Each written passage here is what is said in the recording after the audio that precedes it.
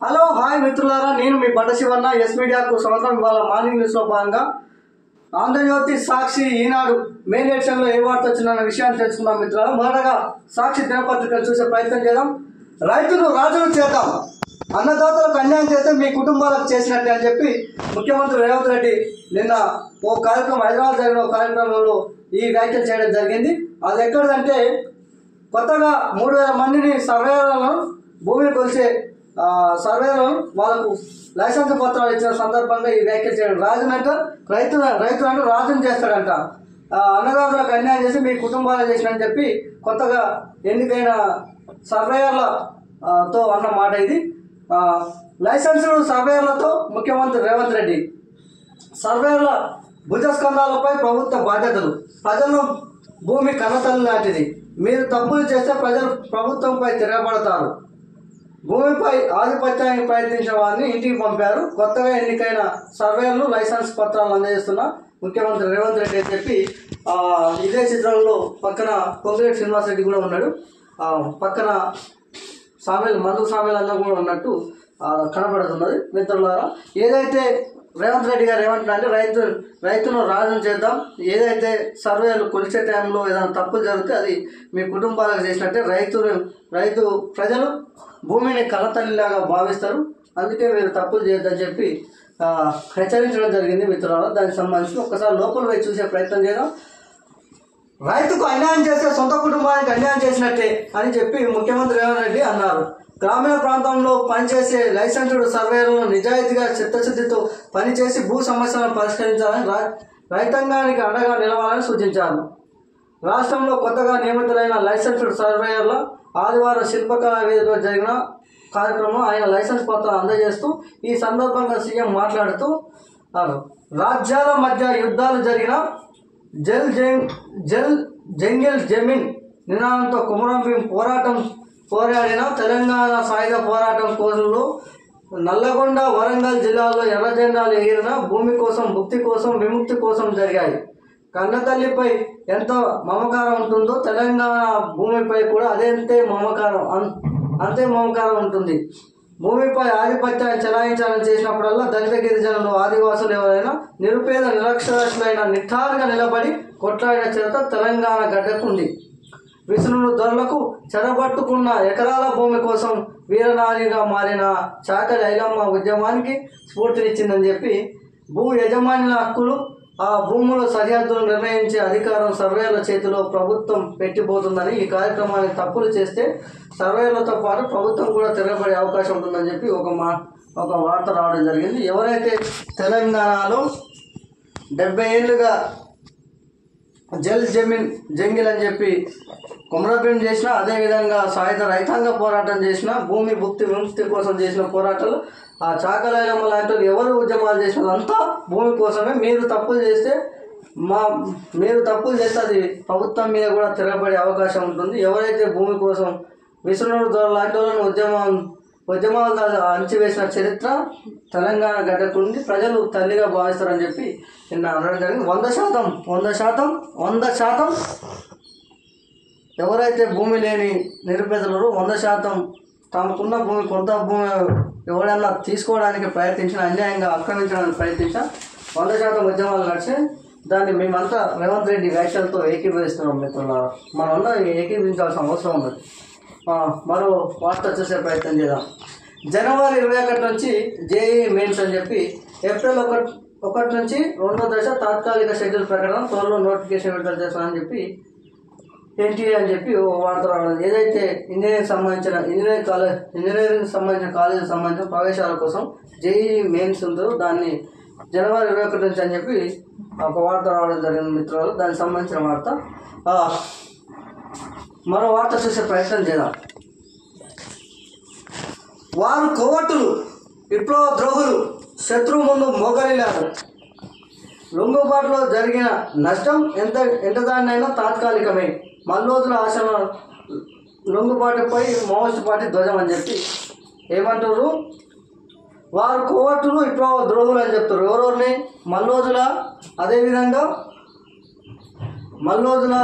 అదేవిధంగా ఆశలను ఏమంటారు, శత్రువు ముందు మోకరిల్లు, లొంగుబాట్లతో నష్టమే ఎంతటిదైనా అది తాత్కాలికమే అని చెప్పి మావోయిస్టు పార్టీ నిన్న ఒక లేఖ విడుదల చేసింది. దానికి సంబంధించింది వార్తా మిత్రులు ఒక్కసారి చూసే ప్రయత్నం చేద్దాం.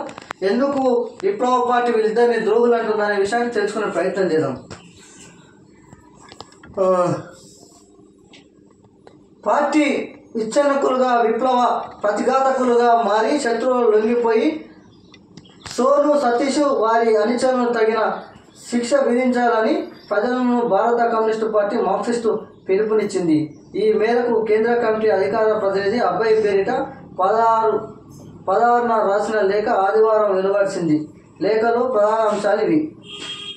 సోను రాజకీయ బలహీనతలు బయట పెడుతూ వచ్చాయి అని చెప్పి 2011 నుంచి ఆ దండకార్యంలో పార్టీ గడ్డుపడుతులు ఎదుర్కొంటుంది. దేశవ్యాప్తంగా 2018 నాటికి తాత్కాలిక వెనుకంజకు గురైంది. అయినప్పటికీ సోను రాజకీయ బలహీనతలు బయటపడుతూ వచ్చాయి. 2020 డిసెంబర్లో జరిగిన కేంద్ర కమిటీ సమావేశంలో దండకార్యం విప్లవ కార్యాచరణ కొన్ని లోపాలున్నాయని చెప్పి సోను ప్రవేశపెట్టడం జరిగిందని చెప్పి ఒక వార్త రావడం జరిగింది. మిత్రులారా, ఏదైతే మల్లూళ్ళ వేణుగోపాలరావు అదేవిధంగా ఆశనాలను విప్లవ ద్రోహుల కింద కోవట్ల కింద నిన్న ఏదైతే ఒక లేఖ విడుదల చేయడం అభయ పేరుతో ఒక లేఖ విడుదల చేయడం జరిగిందంటే 100% వీళ్ళు విప్లవ ద్రోహులే. ఎందుకంటే ఇవాళ ఈ ఆశన్నకైనా అదేవిధంగా మల్లూరులకైనా దగ్గర 60 నుంచి 70 ఏళ్ళ మధ్యలో ఉంటుంది. ఇప్పుడు వచ్చి వీళ్ళు జనజీవన స్రవంతులు కలిసి ఏం చేసేది ఉంది, ఏం పొడిచేది ఉంది. రిటైర్మెంట్ ఏజ్కి వచ్చి ఇవాళ 20 ఏళ్లకు ప్రాణాలను తృణప్రాయంగా పెట్టి విప్లవ ఉద్యమానికి నాంది పలికిన వాళ్ళు 100 మంది 1000 మంది ఉన్నారు. మరి మీ మాట లేని వచ్చిన వాళ్ళంత పరిస్థితి ఏంటి? వాస్తవాన్ని కూడా నిన్న ఆశ నన్ను డైరెక్ట్ అడుగుతున్నాడు. ఓ ఐపీఎస్ తండ్రి, నా కొడుకును పొట్టన పెట్టుకున్నావు కదా, మరి నువ్వేం సాధించావు అని అడుగుతుంది. దానికి సమాధానం చెప్పాల్సిన అవసరం ఉన్నది మిత్రులారా. మరో వార్త చూసే ప్రయత్నం చేద్దాం. సర్కారు స్కూళ్ళల్లో ఎందుకు చేర్చాలి అని చెప్పి జనం అంతా క్వశ్చన్ చేస్తారంట. అయ్యా, సర్కార్ స్కూళ్ళల్లో ఎందుకు చేర్చాలని చెప్పి ఒక క్వశ్చన్ అడుగుతారు. అది ఇలా కాడ సమాధానం లేకుండా పోయిందంట. ఎందుకుంటుందంటే నేను 100% చెప్తున్నాగా. టీచర్లు ఏం చేస్తారు, ఎందుకు చేర్చాలంటే వాళ్ళ కాడ ఏమున్నాయి? ప్రైవేట్ స్కూళ్ళకు మనకు ఏమైనా తేడా ఉందా అంటే ఏమీ లేదు. చెప్తున్నాగా, ఇక్కడ టీచర్లు ఉంటే పిల్లలు ఉండరు, పిల్లలు ఉంటే టీచర్లు ఉండరు, టీచర్లు ఉంటే బలపాలు ఉండవు, రాయడానికి చాక్ పీసులు ఉండవు, బోర్డులు ఉండవు, అదేవిధంగా కనీసం బాత్రూమ్ లెట్రూమ్ కూడా లేని పరిస్థితి. మరి ఏం చెప్తారు?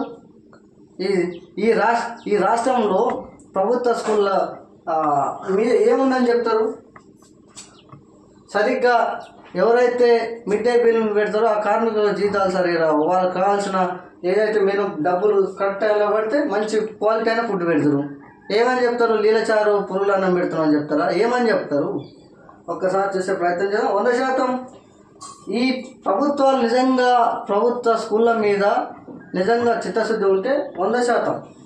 కేరళలో ఎట్లయితే 99% అక్షరాస్యత ఉందో మన కాడ కూడా రావాలి. కానీ ఎందుకు రావట్లేదు? ఇక్కడ విద్య అనేది వ్యాపారం అయిపోయింది. ఇవాళ ప్రభుత్వ స్కూల్ను మంచి బలోపేతం చేస్తే ప్రైవేట్ స్కూళ్ళకు ఓడిపోతారు. చలో, సర్కార్ స్కూళ్ళల్లో ఎందుకు చేర్చాలి అని చెప్పి తల్లిదండ్రులు అడుగుతాం. బడిబాట్లో ఉపాధ్యాయుల తల్లిదండ్రుల నుంచి ఎదురవుతున్న ప్రశ్నలు అని చెప్పి ఒక వార్త రావడం జరిగింది. మిత్రులారా, సర్కారు పాఠశాలకు ప్రత్యేకతలు ఏమిటో వారు చెప్పలేకపోతున్నారంటున్న టీచర్లు. ఫలితంగా బడిబాట్లు ఆశించిన స్థాయిలో లభించని ప్రయోజనాలు. గత 10 ఏళ్లలో ఏకంగా 32% తగ్గిన విద్యార్థుల ప్రవేశాలు. ప్రైవేటు స్కూళ్లకు ధీటుగా డిజిటల్ విద్యను ప్రాధాన్యత ఇవ్వాలని చెప్పి రాష్ట్ర ప్రభుత్వానికి నివేదికలు పాఠశాల విద్యాశాఖ అని చెప్పి ఒక వార్త రావడం జరిగింది. ప్రైవేట్ స్కూళ్ళు చాలా కార్పొరేట్ స్కూళ్ళు అసలు చాలా డిజిటల్ క్లాసులు చెప్పుకుంటూ వాళ్ళకు అవసరమైన ఇంగ్లీష్ బోధన చేస్తున్నారు. మన కాడ ఇంగ్లీష్ బోధన చేస్తే సరైన గైడ్లైన్స్ లేదు. టీచర్లను వాళ్ళకు సరైన అంటే టీచర్లు క్వాలిఫైడ్, దీంట్లో తప్పేం లేదు. కానీ ప్రభుత్వం వాళ్ళకి ఇవ్వాల్సిన పరికరాలని ఇవ్వలేకపోవడం. కంప్యూటర్స్, అదేవిధంగా ప్రొజెక్టర్స్, ఏదైతే ప్రైవేట్ స్కూల్లో కార్పొరేట్ స్కూల్లో స్థాయిలో టీచర్లు సౌకర్యాలు కనిపిస్తే టీచర్లు ఎందుకు చెప్పరు? 100% చెప్తారు. అర్థమైందా? వాళ్ళు రానోడు ప్రైవేట్ స్కూళ్ళల్లో వాళ్ళు రానోడు టీచర్ అయి ప్రొజెక్టర్ తోటి లెసన్ చెప్తుంటే ఈడ పీజీ పిహెచ్డీ చేసినందుకు వాళ్ళకు తెలియదా? 100% ఉంది. కానీ ఈడ ప్రభుత్వాల లోపాలే. బాత్రూమ్లు, లెట్రూమ్లు, కనీసం ఏమన్నా కూర్చోవడానికి చైర్లు లేని పరిస్థితి కూడా తెలంగాణలో చాలా స్కూళ్ళల్లో ఉంది. దయచేసి అందుకే ఇగో వీటన్నిటికి ఏం సమాధానం చెప్తారు బయట పాటలు? మీ దాంట్లో డిజిటల్ తోటి పాఠాలు చెప్తురా, ప్రైవేట్ స్కూల్లో చెప్తురా అని అడుగుతారు. ఇక్కడ ఏముంది, లొట్టపీస్ ఉందా? జనాలకు అక్కడ వచ్చే పని విద్యా వైద్యం ఒక్కటే చెప్తున్నా. విద్యా వైద్యం ఇస్తే అయ్యా రేవంత్ రెడ్డి అయినా మోడీ అయినా నువ్వు ఏ పథకాలు ఫ్రీ ఇవ్వాల్సిన అవసరం లేదు, జనాలను మోసం చేయాల్సిన పని లేదు తెలియజేస్తూ మిత్రులారా, ఇగో ఇక్కడ డొనాల్డ్ ట్రంప్కు ఒక చిక్కు ఎదురైందిగా. ఆంధ్ర దేశంలోనే డొనాల్డ్ ట్రంప్ రాజు కాదు, అధ్యక్షుడికి వ్యతిరేకంగా అమెరికాలో వెలువెక్కిన నిరసనలు అని చెప్పి ఒక వార్త రావడం జరిగింది. నిరంకుశ పాలన వద్దంటూ నినాదాలు, దేశవ్యాప్తంగా వేలాది ప్రదర్శనలు, ర్యాలీలు, అసలైన ప్రజాస్వామ్యం కావాలని చెప్పి ప్రజల డిమాండ్. నిరసనకు పట్టించుకోకుండా ఉల్లాసంగా గోల్ఫ్ ఆడుకుంటున్న ట్రంప్ నో కింగ్స్ నినాదాన్ని హేళన చేస్తూ సోషల్ మీడియాలో ఏఐ వీడియో పోస్ట్ పోయినామని చెప్పి ఇక యాన్గా నాకే మన సామెత ఉంటుంది, ఉరికించ సామెత తగ్గేది మనం చెప్పలేదు కదా. ఈ ట్రంప్ విధానం ఏంటంటే, ట్రంప్ 50 రాష్ట్రాల పైన నువ్వు రాజు కాదయా నువ్వు పాలకును అని చెప్పి ప్రజల నుంచి వ్యతిరేకత వస్తాయి అంటే అంటున్నట్టుగా నో కింగ్స్ అని నినాదం చేసి ఏదో చేసి ఏఐలో ఒక వీడియో పోస్ట్ చేసినాక మరి బుద్ధి ఉండాలిగా. జనం ఓట్లు వేస్తేనే కదా, అమెరికాలో జనాలు ఓట్లు వేస్తేనే కదా నువ్వు పాలకుడు అయినావు. బుద్ధి లేని నీ అంతా పోకడదు తప్ప ఏం లేదా అగ్రరాజ్యం కడగ.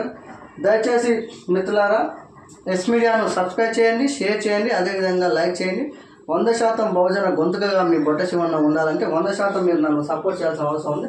మరో పేపర్ ఆంధ్రజ్యోతి చూసే ప్రయత్నం చేద్దాం.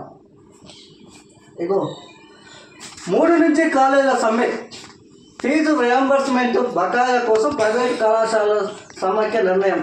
ఈ నెల 22న ప్రభుత్వానికి నోటీసులు. సర్కారు నమ్మకం సన్నగిల్లుతుంది, ప్రభుత్వం తీరుతో కాలేజీలు కొనసాగించాలని దుస్థితి అని చెప్పి యజమానులు అంటుందంట. వాళ్ళకు దసరాలోపే 600 కోట్లు వేస్తున్నారు, దసరా అయిపోయాక అప్పుడు 200 కోట్లు వేసారు, మళ్ళీ దసరా అయిపోయినాక ఏవి ఫీజు రియంబర్స్మెంట్ మీద. మరి వాళ్ళు ఎట్లా చెప్పాలి? కార్పొరేట్ కాలేజీలకు వేయకుండా పర్వాలేదు కానీ కనీసం ప్రైవేట్ కాలేజీలు ఉన్నాయి కదా, చిన్న రైతులు లెక్క చిన్న కాలేజీలు ఉన్నాయి. మరి వాళ్ళు ఎట్లా బతకాలి, వాళ్ళు ఎట్లా జీతాలు ఇవ్వాలి?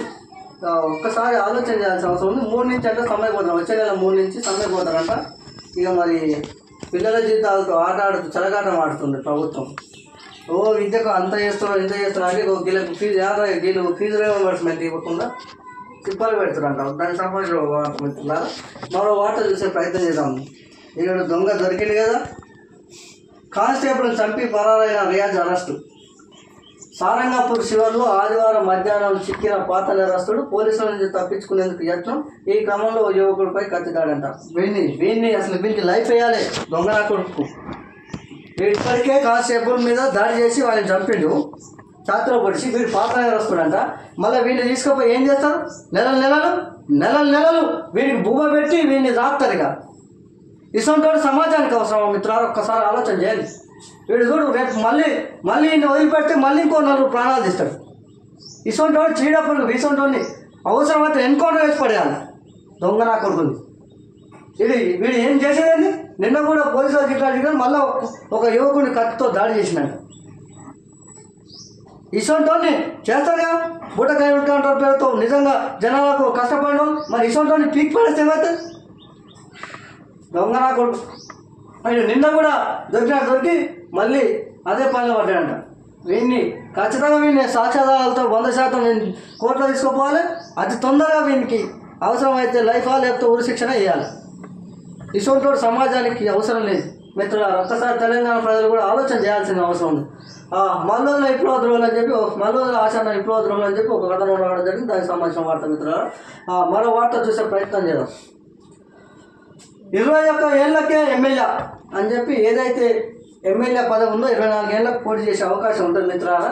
అది 21 ఏళ్ళకే మార్చాలని చెప్పి రాష్ట్ర ప్రభుత్వం ఆలోచిస్తుందంట.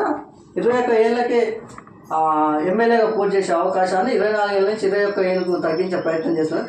21 ఏళ్ళకే ఎమ్మెల్యే ఎన్నికల పోటీ అర్హత వయసును తగ్గిస్తూ తీర్మానం చేస్తామని చెప్పి ఒక వార్త రావడం ఈడ తీర్మానం చేస్తాం రేవంత్ రెడ్డి, ఈడ తీర్మానం చేస్తే మళ్ళీ నీ పై వాస్ పార్లమెంట్లో పెట్టొద్దా ఇదే తీర్మానాన్ని? ఒక్కసారి చూద్దాం. పార్లమెంట్లో చట్ట సవరణ చేయాలి, గాంధీ పేరు దేశానికే పర్యాయపదం, మతతత్వవాదులు బ్రిటిషర్ల కన్నా ప్రమాదం, జూబ్లీహిల్స్ ఉప ఎన్నికలో కాంగ్రెస్పై కుట్ర, బీఆర్ఎస్ బీజేపీ మధ్య చీకటి ఒప్పందం, రాజీవ్ సంభావన సవరణ ముఖ్యమంత్రి, నమ్మకాన్ని మారుపేరే యాదవులు, రాజకీయాల్లో సముచిత స్థానం కల్పిస్తాం, సదరు సమ్మేళనంలో రేవంత్ రెడ్డి అని చెప్పి ఒక వార్త రావడం జరిగింది. సల్మాన్ ఖురేషీ అవార్డు అందిస్తున్న CM Revanth Reddy, TPCC chief Mahesh Goud అని చెప్పి ఒక వార్త రావడం జరిగింది. మిత్రులారా, ఏమంటుందంటే 21 ఏళ్ళకే 24 ఏళ్ళని 21 ఏళ్ళకు తగ్గిస్తామని చెప్పి వయసు తగ్గించి చేస్తాం, దీన్ని పార్లమెంట్లో చట్టం సవరణ చేయాలని చెప్పి రేవంత్ రెడ్డి అడిగినాడు. దీనికి సంబంధించిన వార్త మిత్రులారు. ఈ సందర్భంగా సల్మాన్ ఖురేషీకి ఒక అవార్డు ఇస్తున్నారు, దానికి సంబంధించిన వార్త మిత్రులారు. అది ఏం లేదా మనం మొత్తం చూడాల్సిన అవసరం కూడా లేదనుకో. బహుశా ట్రంప్పై పెలువెక్కిన ప్రజా ఆగ్రహం అని చెప్పి ఎలాగ ఏదైతే మనం చూసినామో దానికి సంబంధించి ఒక్కసారి ఇది ఏందో మొత్తం చూసే ప్రయత్నం చేద్దాం. ఆడ పైన చూసినాం, ఈడ మొత్తానికి చూసే ప్రయత్నం. ట్రంప్పై పెలువెక్కిన ప్రజా ఆగ్రహం, నో కింగ్స్ నిరసనలతో దద్దరిల్లిన అమెరికా, దేశంలో 50 రాష్ట్రాల్లో రోడెక్కిన ప్రజానికం, ఆందోళనలో పాల్గొన్న 70 లక్షల మంది, భారీ ర్యాలీ ప్లాకార్డుతో ప్రదర్శనలు, నిరసన కాలంలో ఏమైనా చేస్తూ ఏ వీడియో పోస్ట్ చేసినా ట్రంప్ అంట. ఇక మనకి సిగ్గులే లజ్జ లేదట్టుంది బహుశా తెలిసి. న్యూయార్క్లోని టైమ్స్ స్క్వేర్ వద్ద భారీ సంఖ్యలో గుమ్మగూడిన ట్రంప్ వ్యతిరేక నిరసనలు అని చెప్పి ఒక వార్త రావడం జరిగింది మిత్రులు. దానికి సంబంధించి ఇంకో వార్త చేసే ప్రయత్నం చేయాలి. శాంతికి తూట్లు అని చెప్పి ఏదైతే గాజా యుద్ధం ఒప్పందం ఉందో ఆ గాజా సంబంధించింది ఏదైతే పాలస్తీనా అదేవిధంగా ఇజ్రాయిల్ మధ్య మొన్న గాజా ఒప్పందం కుదిరింది, అది ట్రంప్ కూడా వేయండు. మరి ఏం జరిగిందో ఒకసారి చూసే ప్రయత్నం చేద్దాం. శాంతికి తూట్లు అని చెప్పి గాజాలో ట్రంప్ కుదిర్చిన సంధికి పురిట్లోనే సంధి అని చెప్పి ఒక వార్త రావడం జరిగింది. రాఫాలో ఇజ్రాయిల్ సైనికులపై హమాస్ దాడి, గగనతల దాడులకు విరుచుకుపడ్డ ఐడిఎఫ్, గాజాకు మానవతా సాయం అందకుండా ఆపేసిన ఇజ్రాయిల్ ప్రకటన అని చెప్పి 33 మంది మరణించారని చెప్పి గాజా అధికారులు వెల్లడి అని చెప్పి ఒక వార్త రావడం జరిగింది మిత్రులారా. నిన్నగాక మొన్ననే 4 రోజుల క్రితమే 4-5 దేశాలు పోయి శాంతి ఒప్పందంకి వచ్చారు. అది ఆల్రెడీ మళ్ళా పాలస్తీనా హద్దు దాటిందని చెప్పి నిన్న మళ్ళీ దాడి జరిగిందంటే మళ్ళీ యుద్ధం స్టార్ట్ అయినట్టు ఇక్కడ వార్త రావడం జరిగింది మిత్రులారా. దానికి సంబంధించింది గ్రామీణ ప్రాంతాల ఆసుపత్రిలో హెల్త్ ఏటీఎంలు అని చెప్పి ఒక వార్త రావడం జరిగింది. నిమిషంలోనే 32 రకాల వైద్య పరీక్షలు అంట. ఒక్క నిమిషంలో ఎన్ని వస్తాయంటే 132 రకాల వైద్య పరీక్షలు వస్తాయంట. 2 నెలలుగా పైలట్ ప్రాజెక్ట్ కింద కింగ్కోటి, మల్కపేట ఏరియా ఆసుపత్రులు ఏర్పాటని చెప్పి ఒక వార్త రావడం జరిగింది. ఏదైతే నిమిషాలలో 132 వైద్య రకాలు ఏదైతే మనం టెస్టులు చేసుకుంటామో హెల్త్కి సంబంధించిన ఆ టెస్టులు అంటే ఏటీఎం లాగా గ్రామీణ ప్రాంతాలకు కూడా విస్తరిస్తాయని చెప్పి ఒక వార్త రావడం జరిగింది. ఏందో ఒక్కసారి చూసే ప్రయత్నం చేయాలి మిత్రులారా. గ్రామీణ ప్రాంతాలలో హెల్త్ ఏటీఎంలను ఏర్పాటు చేయాలని రాష్ట్ర సర్కారు యోచిస్తుంది. ఇప్పటికే ప్రయోగాత్మకంగా హైదరాబాద్ కింగ్ కోటి ఆసుపత్రి, మల్కపేటలోని ఏరియా ఆసుపత్రిలో ఢిల్లీకి చెందిన ఓ ప్రైవేట్ సంస్థ అభివృద్ధి చేసిన హెల్త్ ఏటీఎంలను ఏర్పాటు చేశారు. 2 నెలల పాటు వీటి సేవలు పరిశీలించారు. ఈ హెల్త్ ఏటీఎంల ద్వారా క్షణాల్లో ప్రాథమిక ఆరోగ్య పరీక్షలని పూర్తవుతున్నాయి. ప్రాంతంలో గ్రామీణ ప్రాంతాలలో ప్రాథమిక ఆరోగ్య కేంద్రాలలో రోగులకు అవసరమైన రక్త మూత్ర నమూనాలు సేకరించి జిల్లా కేంద్రంలో డయాగ్నోస్టిక్ కేంద్రాలను పంపుతున్నారు. వాటి ఫలితాలు రోగ నిర్ధారణకు అవడానికి ఒకసారి 2-3 రోజులు సమయం పడుతుంది.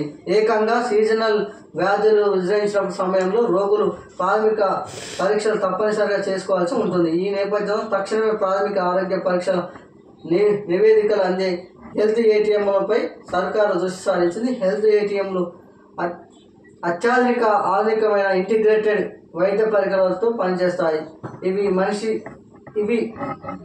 మనిషి ముఖ్యమైన ఆరోగ్య సూచికలు వెంటనే గుర్తిస్తాయి. శరీరానికి స్కాన్ చేసి ఆరోగ్య ఉష్ణోగ్రతలు, రక్తపోటు, బీపీ, బరువు, ఎత్తు, BMI రక్త ఆక్సిజన్ స్థాయిని కూడా గుర్తిస్తుందని చెప్పి ఒక వార్త రావడం జరిగింది. ఇట్లా గ్రామీణ ప్రాంతాలలో కూడా ఢిల్లీకి సంబంధించిన ఒక ప్రైవేట్ కంపెనీ అది ఇప్పటికే కింగ్ కోటి అదేవిధంగా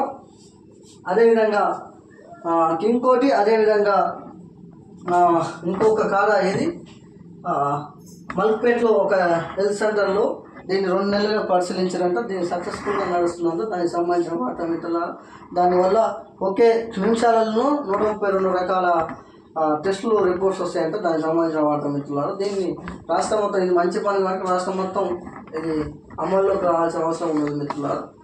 కాకపోతే మళ్ళీ ఇంకో సమస్య కూడా ఉన్నది.